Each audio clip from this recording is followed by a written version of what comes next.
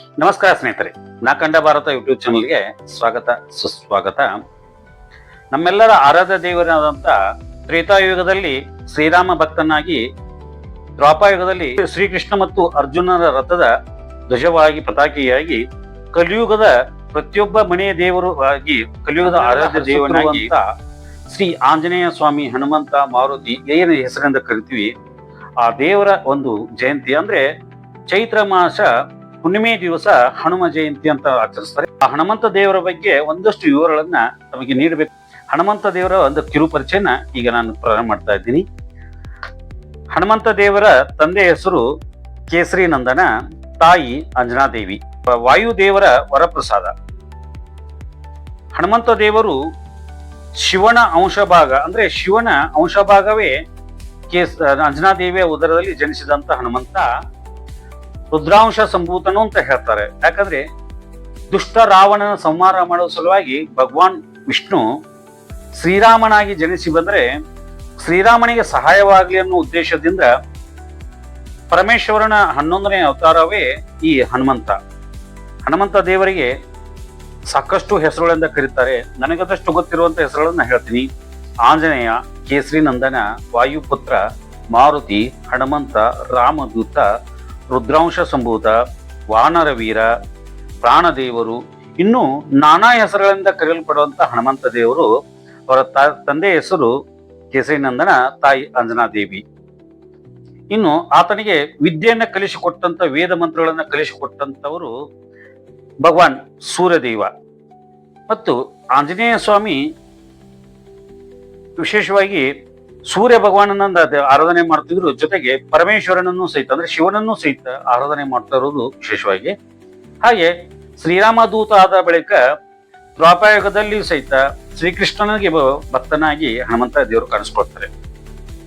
ಹನುಮಂತ ದೇವರಿಗೆ 5 ಜನ ಸಹೋದರರಿದ್ರು. ಅವರ ಹೆಸರು ಮಹಿಮಾನ್, ಶ್ರುತಿಮಾನ್, ಕೇತುಮಾನ, ಗತಿಮಾನ ಮತ್ತು ಧೃತಿಮಾನ ಅಂತ 5 ಜನ ಸಹೋದರರು. ಹನುಮಂತ ಸಾಹಸ ಕಾರ್ಯಗಳನ್ನ ಹೇಳ್ತೀನಿ. ಹುಟ್ಟಿದ ತಕ್ಷಣವೇ ಉದಯಿಸುತ್ತಿರುವ ಸೂರ್ಯನನ್ನು ನೋಡಿ ಹನುಮಂತ ದೇವರು ಒಂದು ಹಣ್ಣು ಅಂತ ತಿಳಿದುಕೊಂಡು ಸೂರ್ಯನ ಹಿಡಿಯಲು ಸಲುವಾಗಿ ಗಗನಕ್ಕೆ ಹಾರಿರುವುದು ಒಂದು ವಿಶೇಷ. ಆಗ ಗಗನಕ್ಕೆ ಹಾರಿದಾಗ ಯಾವುದೋ ಒಂದು ಸಮಸ್ಯೆ ಆಗುತ್ತಿದೆ ಅಂತ, ಗಗನ ಮಂಡಲಕ್ಕೆ ಸಮಸ್ಯೆ ಆಗುತ್ತಂತ ತಿಳಿದಂತ ದೇವತೆಗಳ ರಾಜನಾದಂತ ಇಂದ್ರನು ಹನುಮಂತನಿಗೆ ವಜ್ರಾಯುಧದ ಘಾತ ಮಾಡ್ತಾನೆ. ಆಗ ಮೂರ್ಛೆ ತಪ್ಪಿ ಬಿದ್ದಂತ ಹನುಮಂತ ದೇವರಿಗೆ ಅವರ ತಂದೆಯಾದಂತ ವಾಯುದೇವ ಚಿರಂಜಿತ್ತು ಬರಬೇಕು ಅನ್ನೋ ಕಾರಣಕ್ಕೆ ಹಠ ಹಿಡಿದಾಗ ಎಲ್ಲ ದೇವತೆಗಳು ಬಂದು ಹನುಮಂತನಿಗೆ ಒಂದೊಂದು ವರವನ್ನ ಕೊಟ್ಟು ಹೋಗ್ತಾರೆ. ಆ ವರಗಳು ಈ ರೀತಿ ಇದೆ. ಬ್ರಹ್ಮದೇವ ಒಂದು ವರವನ್ನ ಕೊಡ್ತಾರೆ ಹನುಮಂತ ದೇವರಿಗೆ. ಯಾವುದೇ ಬ್ರಹ್ಮಾಸ್ತ್ರಗಳು ಅದರಿಂದ ಹನುಮಂತನಿಗೆ ಯಾವುದೇ ಪ್ರಾಣಾಪಾಯ ಇರುವುದಿಲ್ಲ ಅಂತ ಒಂದು ವರವನ್ನ ಕೊಡ್ತಾರೆ. ಇಂದ್ರದೇವನು ಹನುಮಂತನಿಗೆ ವಜ್ರಕಾಯ ಅಂದ್ರೆ ವಜ್ರದೇಹಿಯಾಗಿ ಮಾಡಿಕೊಡ್ತಾರೆ. ಶಿವನು ಆಂಜನೇಯನಿಗೆ ಅಂದ್ರೆ ಹನುಮಂತನಿಗೆ ಅಮರತ್ವವನ್ನ, ಚಿರಂಜೀವತ್ವವನ್ನ ಕೊಡ್ತಾನೆ. ಶಕ್ತಿಶಾಲಿ ಮತ್ತು ಬುದ್ಧಿಶಾಲಿಯಾಗಿ ಇರುವ ಮತ್ತು ವಿವೇಕಿಯಾಗೂ ಯಾವುದೇ ಶಸ್ತ್ರಾಸ್ತ್ರಗಳಿಂದ ಮರಣವಿಲ್ಲದ ಹಾಗೆ ಇರುವಂತ ವರವನ್ನ ಶಿವನಿಂದ ದೊರಕುತ್ತೆ. ಹಾಗೆ ಯಮನಿಂದ ಹನುಮಂತನಿಗೆ ಯಾವುದೇ ತರದ ಮರಣ ಇಲ್ಲ ಮತ್ತು ಯಮಪಾಶವು ಹನುಮಂತನ ಹತ್ರ ಬರುವುದಿಲ್ಲ ಅಂತ ಒಂದು ವರವನ್ನು ನೀಡ್ತಾರೆ. ವರುಣದೇವನು ಸಹಿತ ಒಂದು ವರವನ್ನು ಕೊಡ್ತಾರೆ. ನೀರಿನಿಂದ ಹನುಮಂತನಿಗೆ ಯಾವುದೂ ಹಾನಿ ಆಗುವುದಿಲ್ಲ. ಸುಮಾರು 10 ತಿಂಗಳ ಕಾಲ ನೀರಿನಲ್ಲಿದ್ರೂ ಸಹಿತ ಬದುಕಬಹುದು ಅನ್ನುವಂತ ಒಂದು ವರವನ್ನು ಸಹಿತ ಕೊಡ್ತಾನೆ. ಹಾಗೆ ಅಗ್ನಿದೇವನು ಸಹಿತ ಹನುಮಂತನಿಗೆ ಒಂದು ವರ ಕೊಡ್ತಾನೆ. ಬೆಂಕಿಯಿಂದ ಹನುಮಂತನ ರಕ್ಷಿಸುವುದು ನನ್ನ ಜವಾಬ್ದಾರಿ ಅಂತ ಹೇಳ್ತಾನೆ. ಹಾಗೆ ವಾಯುದೇವನು ಹನುಮಂತನಿಗೆ ಗರುಡನಿಗಿಂತಲೂ ವೇಗವಾಗಿ ಚಲನೆಯ ಒಂದು ಶಕ್ತಿಯನ್ನ ಕೊಡ್ತಾನೆ, ಒಂದು ವರವನ್ನ ಕೊಡ್ತಾರೆ. ಹಾಗೆ ಕುಬೇರನು ಹನುಮಂತನ ಪ್ರಮುಖ ಶಸ್ತ್ರಾಸ್ತ್ರವಾದಂತ ಗದೆಯನ್ನ ಕುಬೇರ ದೇವನಿಂದ ಹನುಮಂತನಿಗೆ ವರವಾಗಿ ದೊರಕುತ್ತದೆ. ಹನುಮಂತ ದೇವರದು ವಿಶೇಷ ರೂಪವಾಗಿ ಪಂಚಮುಖಿ ಹನುಮಂತನಾಗಿ ಕಾಣಿಸ್ಕೊತಾನೆ ಮತ್ತು ಸೂಕ್ಷ್ಮ ರೂಪದಲ್ಲಿ ಸಹಿತ ಹನುಮಂತ ಕಾಣಿಸ್ಕೊಳ್ತಾನೆ. ಅಷ್ಟೇ ಅಲ್ಲದೆ ಅತಿ ದೊಡ್ಡ ಅಂದ್ರೆ ಮಹಾದೇಹಿಯಾಗಿಯೂ ಕಾಣಿಸಿಕೊಳ್ಳೋದು ಹನುಮಂತನ ಒಂದು ವಿಶಿಷ್ಟತೆ. ಹನುಮಂತ ಜನಿಸಿದ್ದು ಇಂದಿನ ಕರ್ನಾಟಕದ ಹಂಪಿ ಅಂತ ಹೇಳ್ತಾರೆ. ಆದ್ರೆ ಹಿಂದಿನ ಕಾಲದಲ್ಲಿ ತ್ರೇತಾಯುಗದಲ್ಲಿ ಉಲ್ಲೇಖ ಇರುವಂತ ಹೆಸರು ಕಿಷ್ಕಿಂಧ ನಗರ ಹತ್ತಿರ ಅಂಜನಾದ್ರಿ ಪರ್ವತ, ತುಂಗಭದ್ರಾ ತೀರ, ಪಂಪಾ ಸರೋವರ ಹತ್ತಿರ ಹನುಮಂತನ ಜನನವಾಗಿತ್ತು. ಹನುಮಂತ ದೇವರು ಕಿಷ್ಕಿಂಧ ರಾಜ್ಯದ ಕಪಿವೀರನಾದ ಸುಗ್ರೀವನ ಮಂತ್ರಿಯಾಗಿ ಕಾರ್ಯನಿರ್ವಹಿಸ್ತಾ ಇದ್ರು.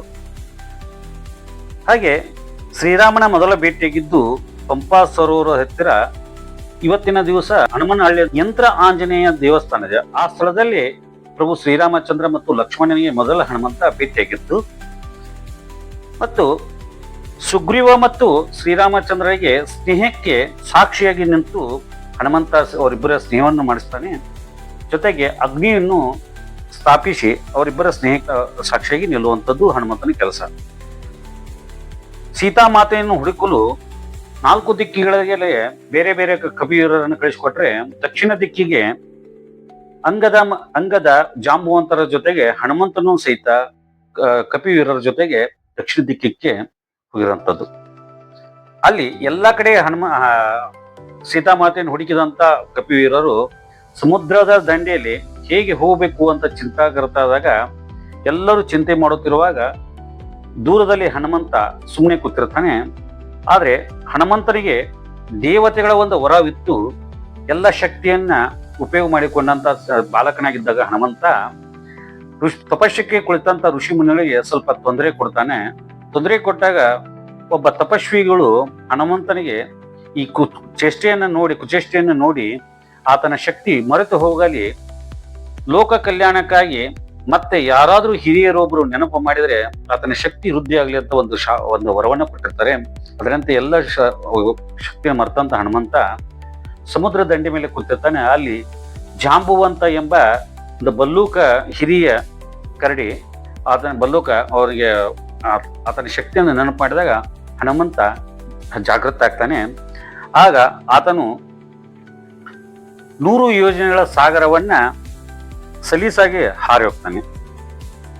ಲಂಕೆಗೆ ಹೋಗಿ ಮೊದಲು ಲಂಕೆಯನ್ನ ಸಂಹಾರ ಮಾಡಿ, ನಂತರ ಸೀತಾಮಾತೆಯನ್ನು ಭೇಟಿಯಾಗಿ ಶ್ರೀರಾಮದೂತ ತಾನೆಂದು ಮೊದಲು ಗುರುತಿಸಿಕೊಂಡು ಸೀತಾಮಾತೆಗೆ ಶ್ರೀರಾಮನ ಗುರುತನ್ನು ಕೊಟ್ಟು, ಮತ್ತೆ ರಾವಣನ ಲಂಕೆಯಲ್ಲಿ ಅಲ್ಲಿ ಕೆಲವು ರಾಕ್ಷಸರನ್ನ ಸಂಹಾರ ಮಾಡಿ, ರಾವಣನ ಮಗನಾದಂಥ ಅಕ್ಷಯ ಕುಮಾರನನ್ನು ಸಂಹಾರ ಮಾಡಿ ಕೆಲವೊಂದು ರಾಕ್ಷಸರಿಗೆ ತೊಂದರೆ ಕೊಟ್ಟಾಗ ರಾವಣನ ಮಗನಾದಂಥ ಇಂದ್ರಜಿತ ಅಂದ್ರೆ ಮೇಘನಾಥ ಹನುಮಂತನನ್ನ ಬ್ರಹ್ಮಾಸ್ತ್ರದಿಂದ ಕೆಲವು ಕ್ಷಣಗಳ ಕಾಲ ಬಂಧನ ಮಾಡಿ ರಾವಣ ದರ್ಬಾರ್ಗೆ ಹೋದಾಗ ಹನುಮಂತ ರಾವಣನಿಗೆ ಗರ್ವಭಂಗ ಮಾಡಿ ಅಲ್ಲಿ ಹನುಮಂತ ದೇವರು ಇಡೀ ಲಂಕಾಪಟ್ಟಣಕ್ಕೆ ಬೆಂಕಿ ಹೆಚ್ಚಿ, ಅಂದ್ರೆ ಆತನ ಸೈನ್ಯದ ಶಕ್ತಿಯನ್ನು ಕಡಿಮೆ ಮಾಡಿ ವಾಪಸ್ ಕಿಷ್ಕಿಂಧೆಗೆ ಬಂದು ತಾನು ಸೀತಾಮಾತೆ ಕಂಡ ವಿಷಯವನ್ನ ತಿಳಿಸ್ತಾನೆ. ಇದು ಹನುಮಂತನ ಒಂದು ಸಾಹಸದಲ್ಲಿ ಅತ್ಯಂತ ಪ್ರಮುಖವಾದಂತ ಘಟನೆ. ಇದಕ್ಕೆ ಸುಂದರಕಾಂಡದಲ್ಲಿ ಇಲ್ಲಿ ರಾಮನಿಗೆ ಹೆಚ್ಚು ಅವಕಾಶ ಇಲ್ಲ, ಹನುಮಂತನಿಗೆ ಹೆಚ್ಚು ಅವಕಾಶ ಇರುವಂತದ್ದು ಹನುಮಂತನ ದೇವರ ಒಂದು ವಿಶೇಷತೆ. ಹಾಗೆ ರಾವಣ ಗರ್ಭ ನಂತರ ಲಂಕೆಗೆ ಕಪಿ ಸೇನೆಯೊಂದಿಗೆ ಶ್ರೀರಾಮಚಂದ್ರನ ಕರೆದುಕೊಂಡು ಹೋಗುವ ಸಲುವಾಗಿ ದೊಡ್ಡ ಸಾಗರಕ್ಕೆ 100 ಯೋಜನೆಗಳ ಒಂದು ಸಮುದ್ರಕ್ಕೆ ಒಂದು ಸೇತುವೆಯನ್ನು ನಿರ್ಮಾಣ ಮಾಡೋಕೆ ಮಹಾನ್ ಪರ್ವತಗಳನ್ನು ಎತ್ತಿ ತಂದು ಸಮುದ್ರಕ್ಕೆ ಹಾಕಿ ಧನುಷಕೋಟೆ ಅಂದ್ರೆ ಇವತ್ತಿನ ಧನುಷಕೋಟೆ ಅಂದ್ರೆ ಲಂಕಾದವರೆಗೂ ಒಂದು ಸೇತುವೆ ನಿರ್ಮಾಣಕ್ಕೆ ಮಹತ್ವ ಕಾರ್ಯವನ್ನ ಮಾಡಿದ್ದು ಹನುಮಂತ ದೇವರು. ನಂತರ ಪೂರ್ವದಲ್ಲಿ ರಾವಣನ ತಪ್ಪಿಸಿಕೊಂಡು ಬಂದಂತ ವಿಭೀಷಣನನ್ನ ಶ್ರೀರಾಮಚಂದ್ರನಿಗೆ ಒಪ್ಪಿಸಿ ಈತ ನಿನ್ನ ಭಕ್ತ ಅಂತ ಹೇಳಿ ಆತನ ನಿನ್ನ ಜೊತೆಗೆ ಇಟ್ಕೋಬಹುದು ಅಂತ ಕುರು ಕೊಟ್ಟಂತ ಮಹಾನ್ ವ್ಯಕ್ತಿ ಈ ಹನುಮಂತ ದೇವರು. ಅಷ್ಟೇ ಅಲ್ಲ, ಶ್ರೀರಾಮ ಸೇನೆ ಲಂಕೆಯನ್ನು ಮುತ್ತಿಗೆ ಹಾಕಿ ಅಲ್ಲಿ ಯುದ್ಧ ಪ್ರಾರಂಭವಾದಾಗ ರಾಕ್ಷಸರ ಪ್ರಮುಖ ನಾಯಕರನ್ನ ಬಹಳಷ್ಟು ಜನ ರಾಕ್ಷಸರನ್ನ ಸಂಹಾರ ಮಾಡಿದ್ದು ಹನುಮಂತ ದೇವರು. ಅಷ್ಟೇ ಅಲ್ಲ, ಶ್ರೀರಾಮಚಂದ್ರ ಮತ್ತು ಲಕ್ಷ್ಮಣರಿಗೆ ನಾಗಪಾಶದಿಂದ ಬಂದಿ ಮಾಡಿದಂತ ಇಂದ್ರಜಿತ ಬಂಧನ ಮಾಡ್ತಾನೆ. ಈ ನಾಗಪಾಶದಿಂದ ಮುಕ್ತಿ ಕೊಡಿಸುವ ಸಲುವಾಗಿ ಗರುಡ ದೇವನನ್ನ ಕರೆದುಕೊಂಡು ಬಂದು ರಾಮ ಲಕ್ಷ್ಮಣರನ್ನ ನಾಗಪಾಶದಿಂದ ಮುಕ್ತಿ ಕೊಡಿಸಿದ್ದು ಹನುಮಂತ ದೇವರು. ಅಷ್ಟೇ ಅಲ್ಲ, ರಾಮ ಲಕ್ಷ್ಮಣರ ಜೊತೆಗೆ ಅವರ ಅಂಗರಕ್ಷಕನಾಗಿ ನಿಂತುಕೊಂಡು ರಾಮ ಲಕ್ಷ್ಮಣರಿಗೆ ಸಹಾಯ ಮಾಡುವುದಷ್ಟೇ ಅಲ್ಲ, ಎಲ್ಲ ರಾಕ್ಷಸರ ಸಂಹಾರ ಮಾಡ್ತಾನೆ.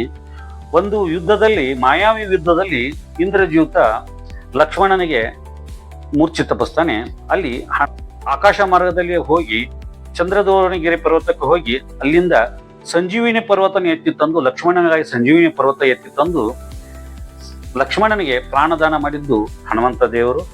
ನಂತರ ದುಷ್ಟ ರಾವಣನ ಸಂಹಾರಕ್ಕೆ ಮತ್ತು ಕುಂಭಕರ್ಣನ ಸಂಹಾರಕ್ಕೆ ಪ್ರಮುಖ ಪಾತ್ರ ವಹಿಸಿದ್ದು ಹನುಮಂತ ದೇವರು. ಅಷ್ಟೇ ಅಲ್ಲ, ರಾವಣ ಸಂಹಾರಕ್ಕಿಂತ ಮುಂಚೆ ಅಹಿರಾವಣ ಮಹಿರಾವಣ ಎಂಬ ರಾಕ್ಷಸರು ರಾಮ ಲಕ್ಷ್ಮಣರನ್ನ ಮೋಸದಿಂದ ಪಾತಾಳಕ್ಕೆ ಹೋದಾಗ ಅವರ ಪ್ರಾಣಹರಣ ಮಾಡಲು 5 ಮುಖಗಳಿಂದ ಮಾತ್ರ ಸಾಧ್ಯ ಅಂತ ಗೊತ್ತಾದಾಗ ಹನುಮಂತ ದೇವರು ಪಂಚಮುಖಗಳಿಂದ ಮಹಿರಾವಣನ ಸಂಹಾರ ಮಾಡ್ತಾರೆ.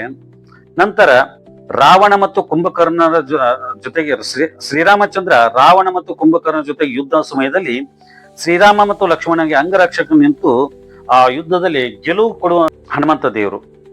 ಸೀತಾಮಾತೆಯನ್ನ ಮತ್ತೆ ಅಶೋಕವನದಲ್ಲಿದ್ದಂತ ಸೀತಾಮಾತೆಯನ್ನ ಮೊದಲು ಭೇಟಿಯಾಗಿ ಶ್ರೀರಾಮನ ವಿಜಯನ್ನು ಸುದ್ದಿಯನ್ನು ಸೀತಾಮಾತೆ ತಲುಪಿಸಿ ಅವಳ ಬಿಡುಗಡೆ ಮಾಡಿಸಿದ್ದು ಹನುಮಂತ ದೇವರು. ರಾಮರಾವಣರ ಯುದ್ಧ ನಂತರ ವಿಭೀಷಣಿಗೆ ಪಟ್ಟಾಭಿಷೇಕ ಮಾಡಿದ ನಂತರ ಶ್ರೀರಾಮಚಂದ್ರ ಲಕ್ಷ್ಮಣ ಸೀತೆ ಸಹಿತ ಅಯೋಧ್ಯೆಗೆ ವಾಪಸ್ ಹೋಗ್ಬೇಕಾಯ್ತು. 14 ವರ್ಷದ ಒಳಗೆ ನೀವು ಬರದೇ ಇದ್ದರೆ ನಾನು ಅಗ್ನಿ ಪ್ರವೇಶ ಮಾಡಬೇಕಂತ ಪ್ರತಿಜ್ಞೆ ಮಾಡಿದಂತ ಭರತ ಅಗ್ನಿ ಪ್ರವೇಶಕ್ಕೆ ಸಿದ್ಧತೆ ಮಾಡ್ತಿರ್ತಾನೆ. ಇದನ್ನ ತಿಳಿದಂತ ಶ್ರೀರಾಮಚಂದ್ರ ಹನುಮಂತನನ್ನ ಮುಂಚಿತವಾಗಿ ಕಳಿಸಿಕೊಟ್ಟು ಭರತನನ್ನ ರಕ್ಷಣೆ ಮಾಡುವ ಸಲುವಾಗಿ ರಾಮಚಂದ್ರ ಲಕ್ಷ್ಮಣ ಮತ್ತು ಸೀತೆ ಬರ್ತಾ ಇದ್ದಾರೆ ಅನ್ನೋ ಸುದ್ದಿನೂ ತಿಳಿಸ್ಕೊಡ್ತಾನೆ. ಅಲ್ಲಿ ಹೋಗಿ ಭರತನನ್ನ ಉಳಿಸುವಂತ ಕೆಲಸವು ಹನುಮಂತ ದೇವರು ಮಾಡ್ತಾರೆ.